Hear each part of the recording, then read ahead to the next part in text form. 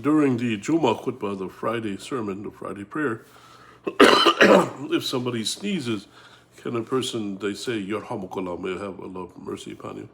So normally speaking, when a person, they sneeze, and they say, Alhamdulillah, praises are to Allah subhanahu wa ta'ala, the people surrounding them, they have to say, Yarhamukallah, may Allah have mercy upon you. In the case of the Juma sermon, the khutbah, it's not allowed for people to talk to each other in the Juma khutbah. So even if a person, they sneeze, and they say, Alhamdulillah, a person, they cannot say to the person, Yarhamukallah.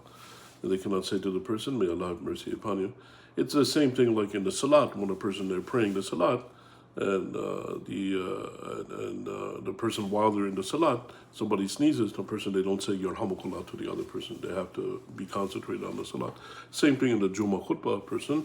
They're required to listen to the khatib. It's not allowed to talk to each other. It's not allowed to speak to each other. It's haram to do so. And Allah knows best, and may peace and blessings be upon Prophet Muhammad sallallahu alaihi wasallam.